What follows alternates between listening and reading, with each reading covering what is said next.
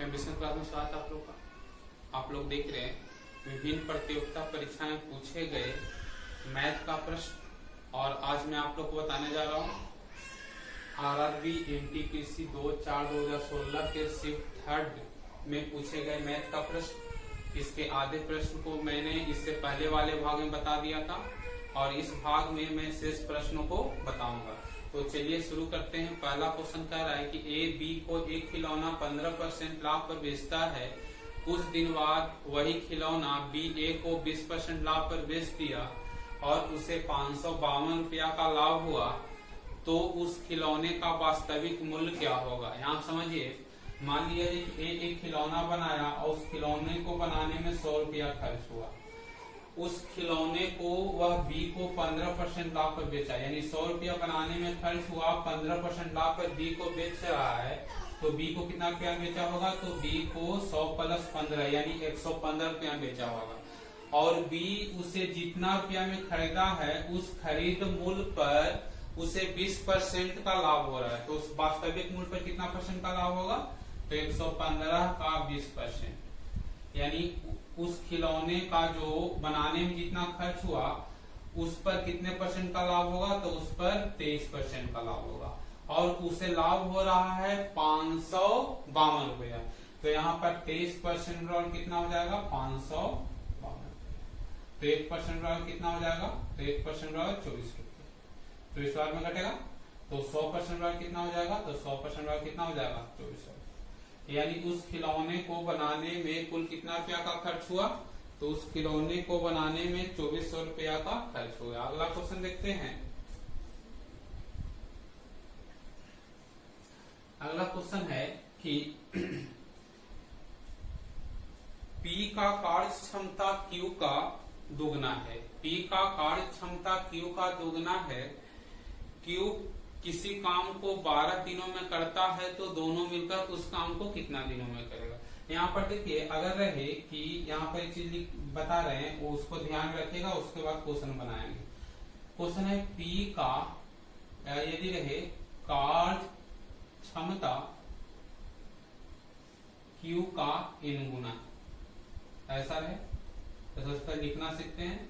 अगर रहे P का कार्य क्षमता Q का n गुना है, इसको लिखेंगे P बराबर Q बटा, क्या लिखेंगे, P बराबर Q बटा n, यानी जिसकी कार्य क्षमता जितना अधिक रहे वह उतना कम दिन में काम करेगा और जिसकी कार्य क्षमता जितना कम रहेगा वह उतना अधिक दिन में काम करेगा। यहाँ पर देखिए P का कार्य क्षमता है Q का दुगुना है, n के जगह क्या गुना है, 2 गुना है, तो क्या लिखेंगे P बराबर Q बटा 2, क्या लिखेंगे P बराबर Q बटा 2, और Q उस काम को 12 दिन में करता है, यानी 12 बटा 2। अब देखिएगा Q किसी काम को 12 दिन में कर रहा है और P जो है उसके दुगना तेज से काम करे तो आधा दिन में करेगा, यानी 12 का आधा 6 दिन में। P उस काम को कितना दिन में करेगा, 6 दिन में करेगा, और Q उस काम को कितना दिन में कर रहा है, 12 दिन में कर रहा है। मान लिया जाए कि दोनों मिलकर x दिन में काम समाप्त कर रहा है, यानी x दिन P भी कर रहा है, x दिन Q भी कर रहा है, तो x दिन में दोनों मान लिया जाए कि दोनों मिलकर x दिन में काम कर रहा है, तो P कितना काम करेगा, x/6, ठीक है। Q कितना काम करेगा, x/12, और दोनों मिलकर क्या काम करता है, तो दोनों मिलकर एक काम कर रहा है। अब इसको कीजिए तो 12 हो जाएगा 2x + x बराबर 1, यानी 3x बराबर 12। यानी दोनों मिलकर अगर उस काम को करे तो कितना दिन में करेगा, तो दोनों मिलकर उस काम को करे तो 4 दिन में काम समाप्त हो जाएगा। कितना दिन में काम समाप्त हो जाएगा, तो 4 दिन में काम समाप्त हो जाएगा।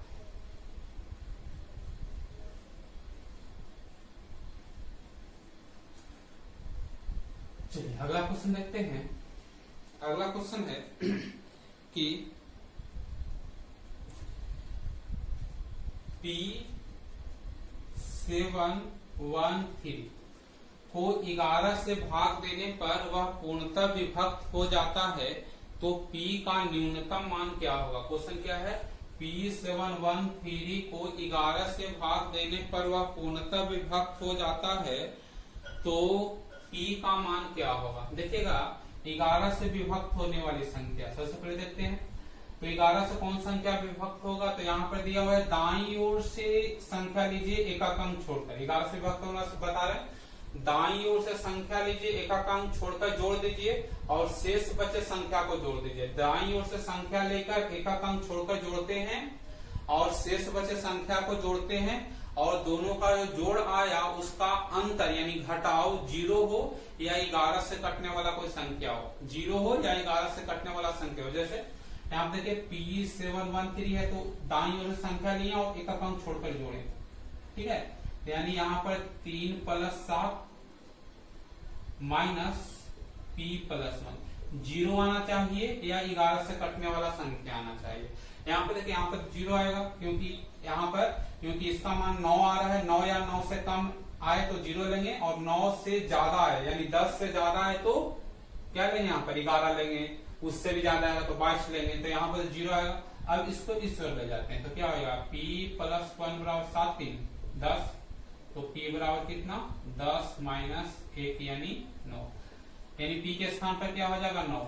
अगर यहाँ पर आ जाता 12 तो बराबर 11 लेते हैं, यहाँ पर आ जाता 23 तो 22 लेते हैं, लेकिन यहाँ पर 9 या उससे कम आए तो 0 लेंगे, ठीक है।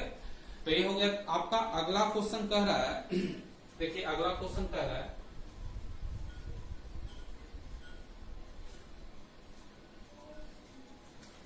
अगला क्वेश्चन कह रहा है कि कितने समय में एक धनराशि स्वयं का दुगना हो जाएगा यदि साधारण ब्याज का दर 9.09% हो, ठीक है।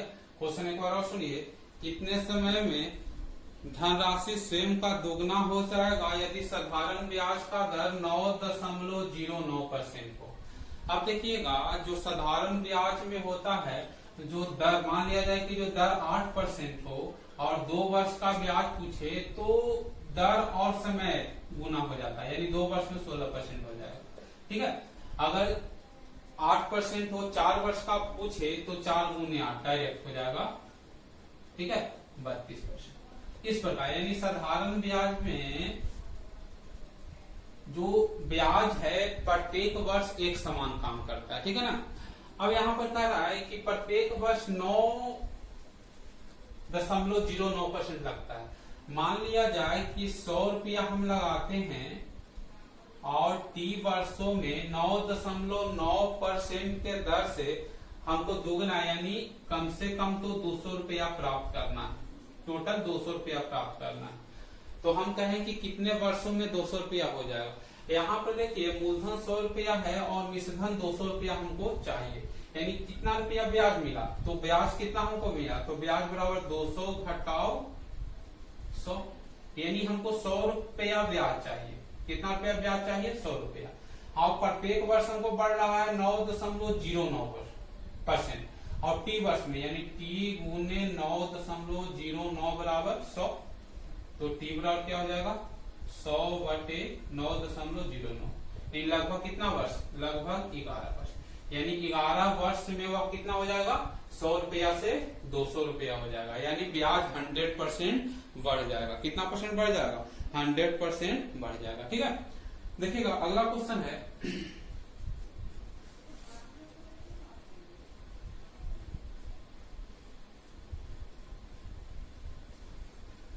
चलिए अगला क्वेश्चन देखिए।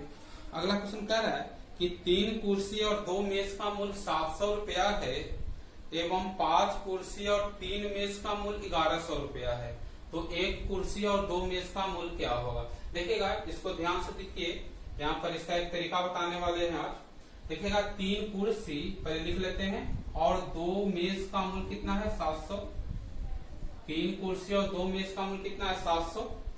और यहाँ पर है 5 कुर्सी और 3 मेज का मूल्य, 5 कुर्सी और 3 मेज का मूल्य है 1100। हमको क्वेश्चन पूछ रहा है, क्वेश्चन में पूछ रहा है कि 1 कुर्सी और 2 मेज का मूल्य, 1 कुर्सी और 2 मेज का मूल्य, एक क्वेश्चन है। इसको हम बनाते हैं, इसको काट देते हैं, 0 से 0 कट दिए। अब तिरछा तिरछी गुना, इसको 11 से गुना करेंगे और इसमें कितना से गुना करेंगे? 7 से गुना करेंगे। अब गुना कीजिए, 11 33 और गुना कीजिए 22 मेज बराबर, एक गुना कीजिए 35 और एक गुना कीजिए 21 एम। ठीक है, अब देखिएगा एम को इधर लेकर जाते हैं और सी को इधर लेकर जाते हैं, तो क्या हो जाएगा 22 में से 21 घट गया एम बराबर, यहाँ पर 35 में से 33 घट गया 2, यानी एक मेज का मूल 2 चेयर के मूल के बराबर है। क्या एक मेज का मूल 2 चेयर के मूल के बराबर है? यहाँ पर देखिए 3 चेयर का मूल और 2 मेज का मूल 700 रुपया है, यानी 3 चेयर है और प्लस 2 मेज है, 2 मेज और एक मेज का मूल 2 चेयर के बराबर है, तो क्या लिख सकते हैं 2 गुने 2 चेयर बराबर क्या रुपया है 700 रुपया। अब यहाँ पर देखिए 2 दूनी 4 चेयर और 3 चेयर, यानी कितना 7 कुर्सी बराबर 700, तो एक कुर्सी बराबर 100, यानी एक कुर्सी का मूल क्या रुपया हो जाएगा 100 रुपया, और 2 कुर्सी का मूल एक मेज के मूल के बराबर है, तो एक मेज का मूल कितना हो जाएगा तो 200 रुपया, एक मेज का मूल कितना हो जाएगा 200 रुपया। अब क्वेश्चन पूछ रहा है कि एक चेयर और 2 मेज का मूल, एक चेयर और 2 मेज का मूल, एक चेयर का मूल 100 रुपया है और एक मेज का मूल 200 रुपया है, 2 मेज का मूल 400 रुपया, यानी कितना रुपया हो जाएगा तो 500 रुपया। एक चेयर और 2 मेज का मूल कितना रुपया हो जाएगा, तो एक चेयर और 2 मेज का मूल हो जाएगा 500 रुपया। देखिएगा आगे है समझ में, इसको इस ढंग से बना सकते हैं, नहीं तो इसको बराबर करके काट के भी बना सकते हैं।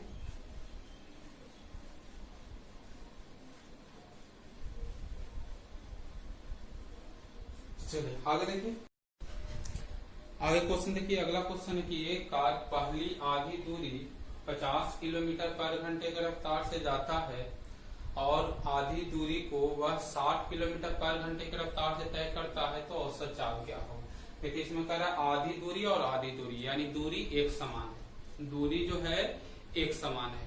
तो इसको देखते हैं, जब दूरी एक समान हो तो यहाँ पर देखिए मान लिया जाए कि ये दूरी हो, ठीक है, और मान ली एक समान दूरी वो बता रहे हैं, मान ली कि एक कार यहाँ से यहाँ तक जा रहा है v1 किलोमीटर पर घंटे की रफ्तार से, और उसी दूरी को जब लौट रहा है तो उसका चाल है v2 किलोमीटर पर घंटे।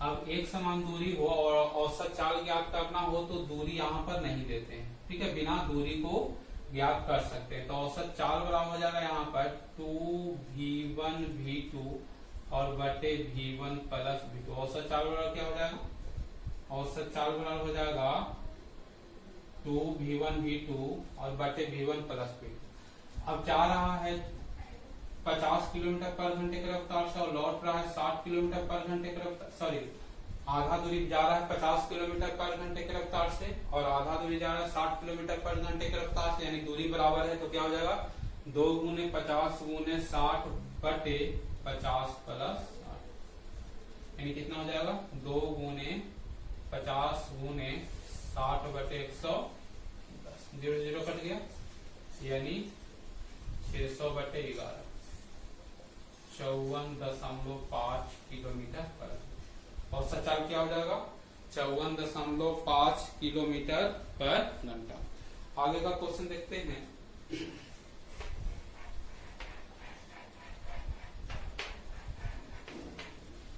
अगला क्वेश्चन कह रहा है कि क्वेश्चन है कि 2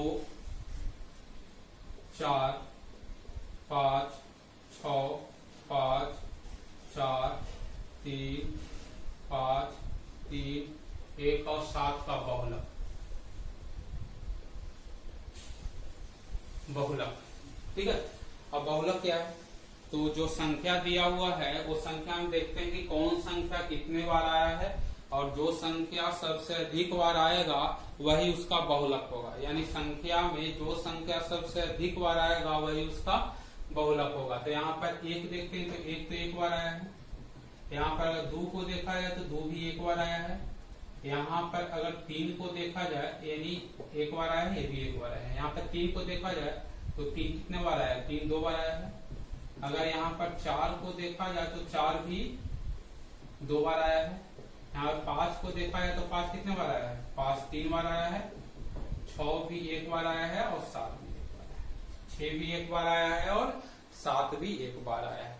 अब यहाँ पर देखते हैं कि सबसे अधिक बार कौन आया है, तो सबसे अधिक बार 5 आया है 3 बार, तो इसका बहुलक क्या हो जाएगा, तो 5 इसका बहुलक हो जाएगा। ठीक है, इसका 5 बहुलक हो जाएगा। देखिएगा एक क्वेश्चन है जो बहुत आसान क्वेश्चन है।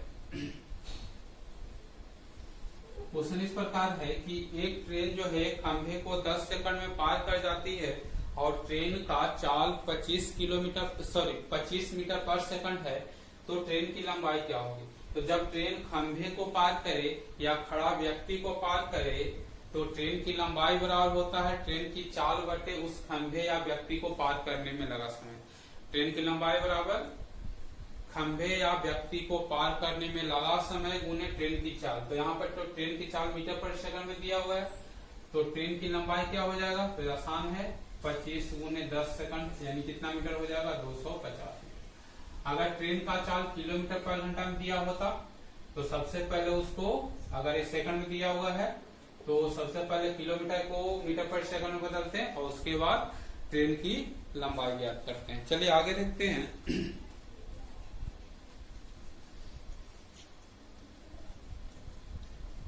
अगला देखिए क्वेश्चन है कि 2 पेंसिल 4 पेन और 8 रबड़ का मूल 12 रुपया। क्वेश्चन सुनिए, 2 पेंसिल 4 पेन और 8 रबड़ का मूल 12 रुपया है।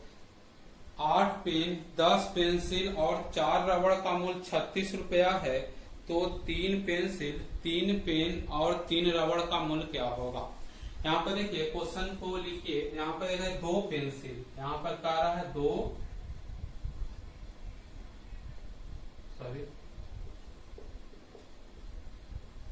पेंसिल 4 पेन और 8 रबड़, इसका मूल्य दिया हुआ है 12 रुपये। ठीक है, आगे क्वेश्चन है कि यहाँ पर 8 पेन, के पेन 8 पेन, कितना पेंसिल, तो 10 पेंसिल और कितना रबड़, तो 4 रबड़, इसका मूल्य कितना है, तो इसका मूल्य 36 दे दिया। आपको हमको कह रहा है कि 3 पेंसिल 3 पेन और 3 रबड़ का मूल्य। यहाँ पे देखिए इसको बहुत आसान है। ठीक है, 10 2 12 पेंसिल और यहाँ पर 12 पेन और 12 रबड़ का मूल्य कितना हो जाएगा, तो 48। ठीक है, हमको 3 निकालना है, तो चरती 12 और चरती 12, तो 4 कॉमन निकालिए, तो 3 पेंसिल 3 पेन और 3 रबड़, कितना 48। ऐसा करिए, यानी कितना रुपया हो जाएगा, 3 पेंसिल 3 पेन और 3 रबड़ का मूल्य कितना हो जाएगा, तो वो 12 रुपया। ठीक है, अगला क्वेश्चन है आसान है।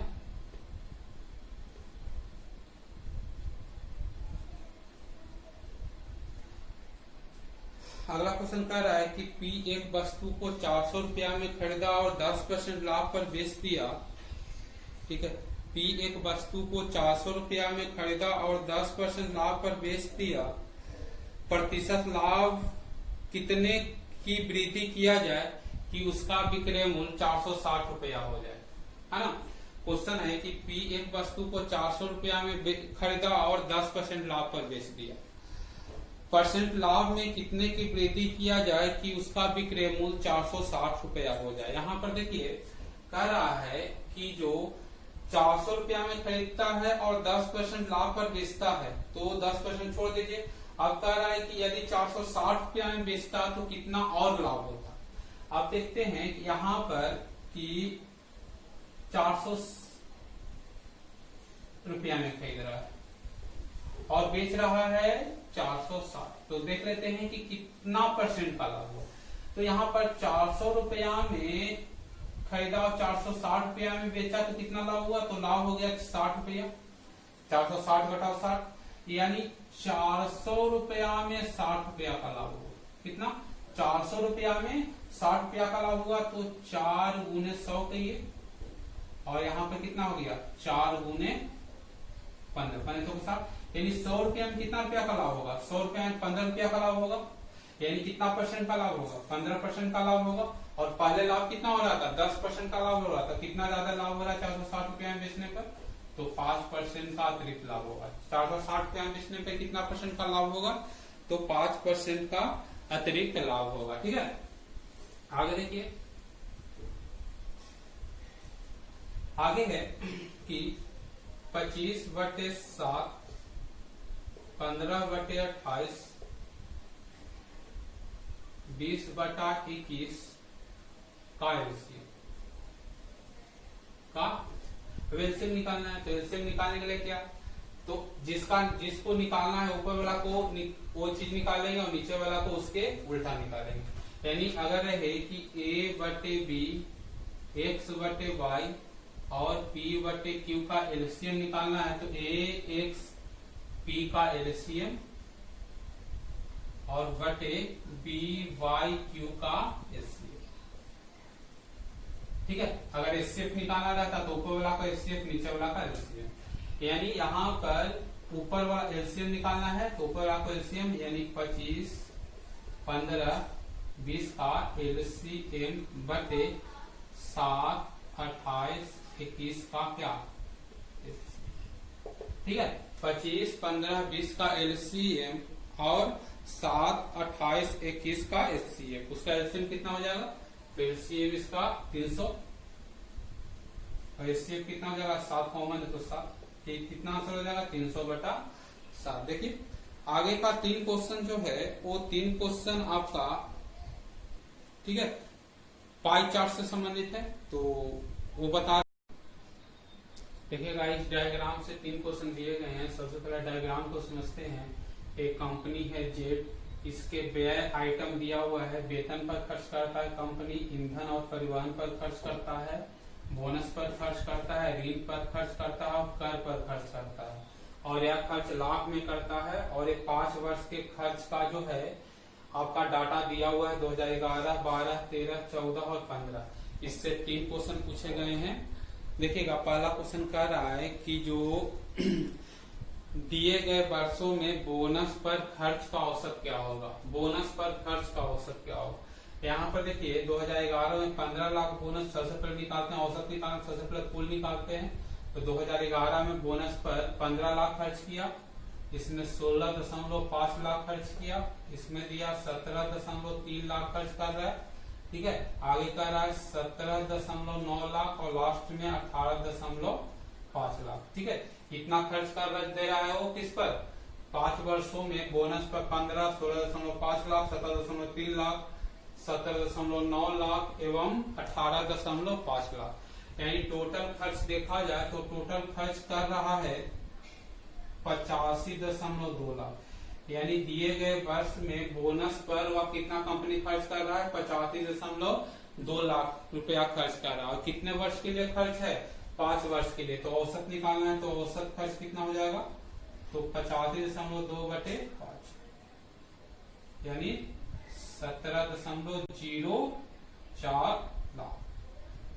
यानी बोनस पर कितना कंपनी खर्च औसत खर्च कर रहा है? 17.04 लाख। अगला क्वेश्चन है, इसमें 3 क्वेश्चन पूछे गए हैं। अगला क्वेश्चन कह रहा है कि वर्ष 2011 में कंपनी के द्वारा कुल खर्च क्या होगा। वर्ष 2011 में कंपनी के द्वारा कुल खर्च क्या होगा। ठीक है, तो यहाँ पे देखिए 2011 में कंपनी जो है वेतन दिया 412 रुपया। वेतन कितना दिया? 412। ईंधन पर खर्च हुआ 227 लाख रुपया। 15 लाख रुपया बोनस दिया। ऋण पर खर्च कर रहा है 113.4 और कर दे रहा है 98 लाख। ठीक है, कर कितना दे रहा है? 98 लाख कर। अगर सारे को जोड़ते हैं, यानी इसको सारे को जोड़ते हैं, वही आपका 2011 में कंपनी के द्वारा खर्च की गई कुल राशि होगा। तो कुल को जोड़ते हैं तो कंपनी कितना खर्च कर रहा है? तो 885.4 लाख, 885.4 लाख। ठीक है, इसका अंतिम क्वेश्चन है इसका अंतिम क्वेश्चन कह रहा है कि 2012 में वेतन पर खर्च का कितना प्रतिशत ईंधन एवं परिवहन पर खर्च है। 2012 में वेतन पर खर्च का कितना प्रतिशत ईंधन और परिवहन पर खर्च है। यहाँ पर देखिए 2012 में वेतन पर खर्च कितना कर रहा है, तो 2012 में वेतन पर 557 रुपया खर्च कर रहा है और ईंधन और परिवहन पर कितना खर्च कर रहा है, तो 233, यानी 557 का x% पूछ रहा है 233। हमको x का मान निकालना है, तो x वाई कितना हो जाएगा, तो 233 गुने 100/557, यानी 23300 और भागा 500। ठीक है, तो लगभग 41%। कितना परसेंट खर्च करेगा, 41%। तो आज हम समाप्त किए इसका आरआरबी एनटीपीसी 2/4/2016 के शिफ्ट थर्ड मैथ का प्रश्न जो है। इसमें जितना भी मैथ का प्रश्न पूछा हुआ है, तो इस पूरे मैथ के प्रश्न को शुरू से लेकर लास्ट तक बताए हैं। इसमें 2 भाग में आया है। ठीक है, तो अब अगला वीडियो में आगे का क्वेश्चन बताऊंगा। ठीक है ना, तो आज का यहीं पर समाप्त किया।